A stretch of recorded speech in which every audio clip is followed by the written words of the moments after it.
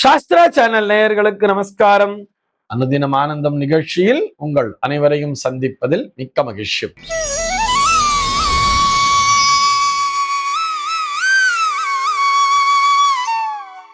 இன்று 26/2/2026 இந்த நாள் குறித்து பஞ்சாங்கம் என்ன சொல்றதுன்னு பார்க்கலாம் வாங்கோ. இன்றைய தினம் விஸ்வாவசு வருடம் மாசி மாதம் 14ஆம் தேதி வியாழக்கிழமை. திதி பார்த்தோம்னா வளர்பிறை தசமி திதி இரவு 12:33 வரைக்கும் இருக்கு. அதனைத் தொடர்ந்து வளர்பிறை ஏகாதசி திதியானது வந்து விடுகிறது. இன்னைக்கு நட்சத்திரம் பார்த்தோம்னா மிருகசீர்ஷ நட்சத்திரம் மதியம் 12:10 வரைக்கும் இருக்கு. அதனைத் தொடர்ந்து திருவாதிரை நட்சத்திரம் என்பதும் வந்து விடுகிறது. இந்த நாள் முழுவதுமே ஒரு மரண யோகம் கூடிய நாளாக அமைந்திருக்கிறது. இது போக பஞ்சாங்கத்திலே வரக்கூடிய யோகம் அப்படின்னு சொல்லி பார்த்தோம்னா இன்றைக்கு பிரீத்தி அப்படிங்கிற ஒரு நாம யோகத்தை கொடுத்திருக்கா. கரணம் பார்த்தோம்னா தைத்திலம் அப்படிங்கிற ஒரு கரணத்தை கொடுத்திருக்கா. இந்த நாளானது ஒரு சமநோக்கு நாளாக அமைந்திருக்கிறது. சென்னையை பொறுத்தவரை இன்றைய தினத்தினுடைய சூரிய உதயம் என்பது காலை 6:30 சூரிய அஸ்தமனம் என்பது மாலை 6:13 சந்திர உதயம் என்பது மதியம் 1:28 சந்திர அஸ்தமனம் என்பது இரவு 2:46 சம்பவிக்கிறது. பிரம்ம முகூர்த்தம் பார்த்தோம்னா நாளைய தினம் அதிகாலை 4:51 முதல் காலை 6:29 வரையில் நீடித்திருக்கிறது. சென்னையை பொறுத்தவரை இன்றைய தினத்தினுடைய ராகு காலம் என்பது மதியம் 1:49 முதல் 3:17 வரையிலும், யமகண்டம் என்பது காலை 6:30 முதல் 7:58 வரையிலும், குளிகை காலம் என்பது காலை 9:25 முதல் பகல் 10:53 வரையிலும் சம்பவிக்கிறது. தினாந்தம் பார்த்தோம்னா இன்றைய தினம் இரவு 1:53 கொடுத்திருக்கா. சூலம் பார்த்தோம்னா இன்றைக்கு தெற்கே சூலம் மதியம் 2:19 வரையில் அந்த சூல தோஷம் என்பது உண்டு.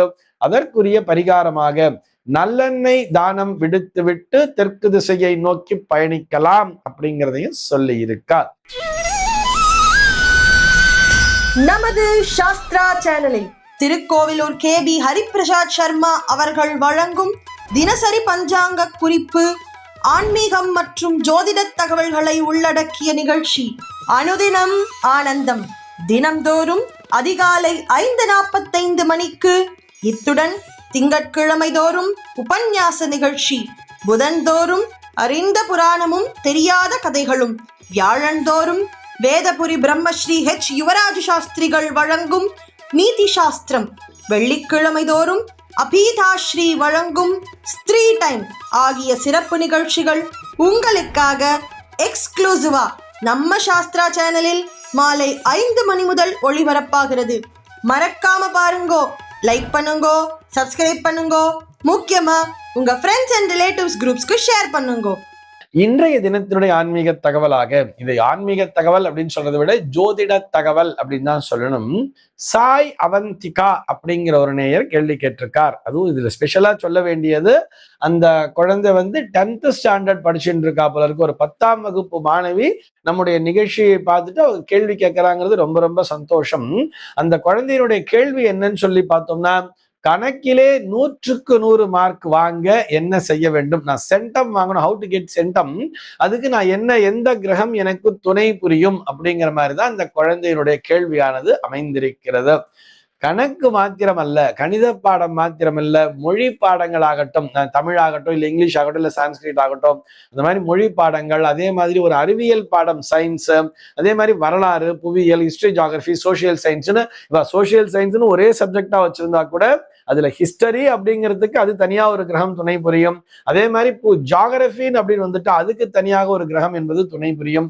இப்படி ஒவ்வொரு பாடங்களுக்குமே ஒவ்வொரு கிரகத்தினுடைய பலம் என்பது தேவை. இந்த குழந்தை கரெக்டா தான் கேட்டிருக்கா. நான் மேக்ஸ்ல நான் சென்டம் வாங்குறதுக்கு என்ன பண்ணணும்னு கேட்டிருக்கா. என்ன கிரகத்தினுடைய அனுகிரகம் வேணும்னு சொல்லி கேட்டிருக்கா. அதே மாதிரி இதுல நம்ம எப்படி தெரியுமா பிரிக்கலாம்? ஒரு பேசிக் எஜுகேஷன், ஒரு அடிப்படை கல்வி, அதாவது ஒரு உயர்நிலை கல்வி வரைக்கும் வச்சுக்கலாமே, ஒரு உயர்நிலை கல்வி வரைக்கும். இன்னொரு சில பேருக்கு பார்த்தோம்னா நம்ம எலிமெண்டரி ஸ்கூல் லெவல் கூட பார்த்துக்கலாம். ஏன்னு சொல்றேன்னா, நிறைய பேர் சொல்லுவா தெரியுமா, என் குழந்தை வந்து 5th ஸ்டாண்டர்ட் வரைக்கும் அதான் ஃபர்ஸ்ட் ரேங்க், அதுக்கப்புறம் கொஞ்சம் டல் அடிக்க ஆரம்பிச்சா, மறுபடியும் 8th வரைக்கும் பார்த்தா கொஞ்சம் பரவாயில்ல மாதிரி இருந்தது, ஆனா 8th அப்புறம் பார்த்தா படிக்கவே மாட்டேங்கிறான்பா. இன்னும் முக்காவாசி பெரும்பாலான ஒரு பெற்றோர்களுடைய ஒரு கம்ப்ளைண்ட் என்னன்னு பார்த்தோம்னா, 10th என் குழந்தை செம்ம மார்க் வாங்கியிருந்தா, ஆனா +1 வந்த உடனே அப்படியே பார்த்தா டல் ஆயிட்டா அப்படிங்கிற மாதிரி நிறைய பெற்றோர்கள் சொல்லி கொண்டிருப்பார்கள். இதற்கும் அவர்களுடைய ஜாதக பலம்தான் காரணம். இப்படி ஒரு அடிப்படை கல்வி, உயர்நிலை கல்வி, மேல்நிலை கல்வி, அதே மாதிரி கல்லூரி படிப்பு, கல்லூரின்னு வரும்போது யூஜி பிஜி நம்ம தனித்தனியா பிரிக்கிறோம். கல்லூரியிலேயே பார்த்தோம்னா இளங்கலை, அதே மாதிரி முதுகலை அப்படிங்கிற பிரிக்கிறோம் இல்லையா, அதுலயும் பிரிச்சு பார்க்கலாம். அதே மாதிரி கல்லூரி மேற்படிப்பு அப்படிங்கிறதையும் பார்க்கிறோம், ஒரு ஆராய்ச்சி கல்வி அப்படிங்கிறதையும் பார்க்கிறோம். இவை எல்லாவற்றையும் விட பிராக்டிக்கல் அப்படிங்கிற ஒரு விஷயம் இருக்கு தெரியுமா, பிராக்டிக்கலான ஒரு எஜுகேஷன் அப்படிங்கிறது இருக்கு. இவை அனைத்திற்குமே நம்முடைய ஜாதகத்திலே இருக்கக்கூடிய கிரக நிலைகள் தான் காரணம். இந்த குழந்தை கேட்டிருக்கா இல்லையா, நான் மேக்ஸ், அதுவும் இந்த குழந்தை 10th ஸ்டாண்டர்ட்ல இருக்கிறதுனால இந்த 10th மேக்ஸ் அப்படின்னு வரும்பொழுது பேசிக்கா பார்த்தோம்னா அதற்கு புதன் என்கின்ற கிரகம் தான் வலிமையாக இருக்க வேண்டும்.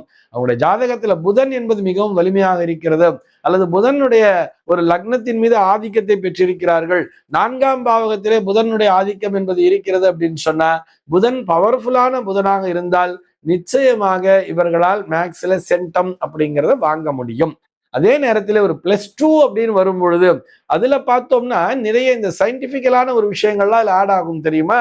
அதுல பார்த்தோம்னா டிஃபரன்ஷியல் கால்குலஸ், இன்டகிரல் கால்குலஸ்லாம் இருக்கும், அதே மாதிரி அனலிட்டிக்கல் ஜியாமெட்ரி அப்படிங்கிறதெல்லாம் வரும். அதுல பார்த்தோம்னா 3 டைமென்ஷன்ஸ்லாம் கூட போவா, அனலிட்டிக்கல் ஜியாமெட்ரி ஆஃப் 3 டைமென்ஷன்ஸ்ங்கிறது இருக்கும், ட்ரிக்னாமெட்ரியில இன்னும் அட்வான்ஸ்டாலாம் இருக்கும் நிறைய.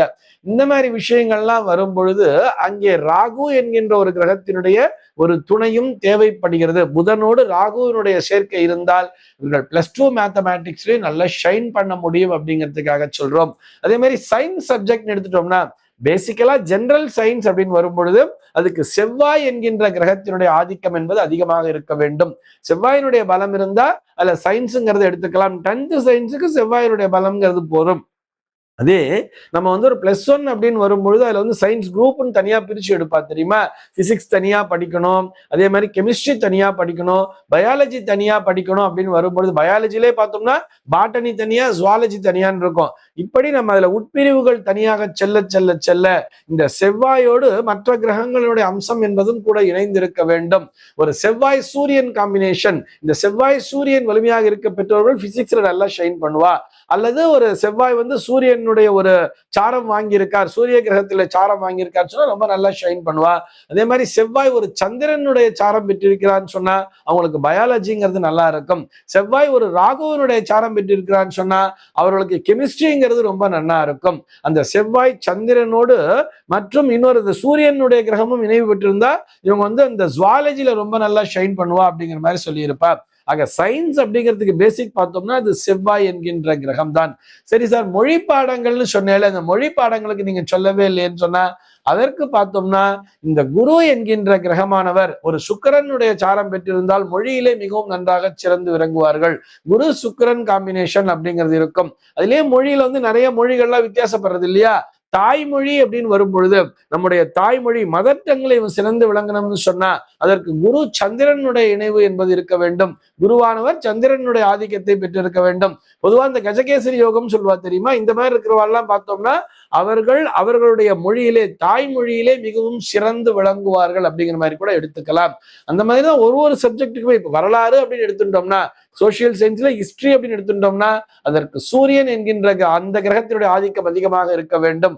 ஜியாகிரபி அப்படின்னு எடுத்துட்டோம்னா அதற்கு சந்திரனுடைய ஆதிக்கம் என்பது அதிகமாக இருக்க வேண்டும். இப்படி ஒவ்வொரு கிரகத்திற்கும் பிரித்து கொடுத்திருப்பார்கள். சார் நீங்க சனியை பத்தி பேசவே இல்லையே அப்படின்னு சொன்னா சனி என்கின்ற கிரகமும் பிசிக்ஸுக்கு நல்லாவே துணை புரியும். ஆனா இங்க எது தெரியுமா, பிராக்டிக்கல் எஜுகேஷன் வருது இல்லையா, இந்த பிராக்டிக்கல் எஜுகேஷனுக்கு தான் சனி என்பவர் மிகவும் துணை புரிவார். இதுல சாதாரணமா மாட்டு வண்டி ஓட்டுறவாளா இருப்பா, அவ ஸ்கூல் பக்கம் கூட போயிருக்க மாட்டா, ஆனால் மனக்கணக்கு பார்த்தேன்னா அப்படி போடுவா, நம்மளாலேயே போட முடியாது.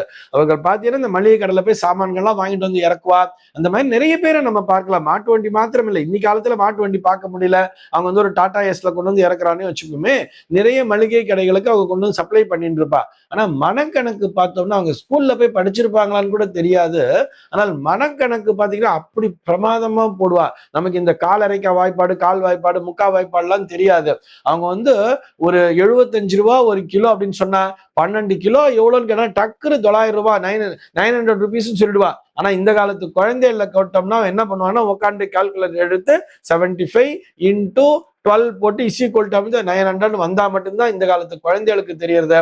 ஆனால் இந்த ஜெனரல் இன்டெலிஜென்ஸ் அப்படின்னு சொல்றா இல்லையா, இந்த ஏஐனுடைய நாலேஜ் இல்லாம ஆர்டிபிஷியல் இன்டெலிஜென்ஸ் இல்லாம இயற்கையாகவே ஒரு நேச்சுரல் இன்டெலிஜென்ஸ் சொல்றோம் இல்லையா, இந்த இயற்கையாகவே அந்த பிராக்டிக்கல் எஜுகேஷனை கொடுக்கக்கூடியது இந்த சனி என்கின்ற கிரகம். அந்த சனியோடு புதன் இணைந்திருந்தால் சொன்னா எப்படியா இருந்தாலும் கல்வின்னு சொல்லிட்டாலே புதன் என்கின்ற கிரகத்தினுடைய ஆதிக்கம் என்பது வேண்டும். அந்த பிராக்டிக்கலே அப்படியே பிராக்டிக்கலா மட்டும்தான் இவங்களால அப்ளை பண்ண முடியும். தியரிட்டிக்கலா எழுதி கணக்கு போட்டு சொல்லணும்னா முடியாதுன்னு சொல்றா இல்லையா, அவர்களுக்கு சனி அந்த என்ற கிரகமானது, இந்த சனி என்கின்ற கிரகமானது புதனோடு இணைந்து அது செயல்படும். இப்படி ஒவ்வொரு கிரகத்தினுடைய ஆதிக்கம் ஒவ்வொரு சப்ஜெக்ட்ல மார்க் வாங்குறதுக்கு துணை புரியும். ஆனா எல்லா கிரகமும் நல்லா இருந்துச்சுன்னு சொன்னா எல்லா சப்ஜெக்ட்லயுமே நல்ல மார்க்ஸ் வாங்க முடியும் தானே. பொதுவா புதன் என்கின்ற கிரகம், அந்த கிரகம் வலிமையாக இருந்தாலே வித்யாகாரக்கன்னே சொல்லுவா. அதனால்தான் புதன்கிழமைக்கு ரொம்ப இம்பார்ட்டன்ஸ் கொடுத்திருப்பா. துளசி அப்பப்போ 2 துளசியை சாப்பிடுங்கன்னு சொல்லி இருப்பா. பச்சைப்பயிறு, அதாவது முளைக்கட்டின பச்சைப்பயிறு ஸ்ப்ரவுட்ஸ்ன்னு சொல்றா இல்லையா, அந்த முளைக்கட்டின பச்சைப்பயிரை சாப்பிட்டுட்டு வந்தாலே நமக்கு நினைவு திறன் என்பது அதிகமாக இருக்கும், நல்ல மதிப்பெண்களை பெற முடியும். ஏன்னா இந்த குழந்தை வந்து ஒரு எக்ஸாம் டைம்ல அந்த கேள்வியை கேட்டிருக்கா. அதுக்காக சொல்றேன், நம்ம ஜாதகத்துல புதன் வலிமையாக இல்லாமல் இருந்தாலும் கூட அதை பற்றி கவலையே வேண்டாம். இந்த மாதிரி டெய்லி 2 துளசி, 2 துளசி தான், அதிகமா சாப்பிட்டா உஷ்ணத்தை கிளப்பி விட்டுடும். 2 இலை துளசியை மட்டும் சாப்பிட்டு அதே மாதிரி அந்த பச்சைப்பயிறு முளைக்கட்டின பச்சைப்பயிரை சாப்பிட்டுட்டு வந்தாலே நிச்சயமாக நீங்கள் தேர்விலே மிகச்சிறந்த மதிப்பெண்களை பெறுவீர்கள். இந்த தகவலோடு இன்றைய தினம் உங்களிடமிருந்து நான் விடைபெற்றுக் கொள்கிறேன். மீண்டும் உங்கள் அனைவரையும் நாளைய தினம் ஒரு புதிய தகவலோடு சந்திக்கிறேன். அன்பர்கள் அனைவருக்கும் அனுதினமும் ஆனந்தமாய் அமைய பிரார்த்திக்கிறேன். லைக் பண்ணுங்க, சப்ஸ்கிரைப் பண்ணுங்க, முக்கியமா உங்க ஃப்ரெண்ட்ஸ் அண்ட் ரிலேட்டிவ்ஸ் குரூப்ஸ்க்கு ஷேர் பண்ணுங்க.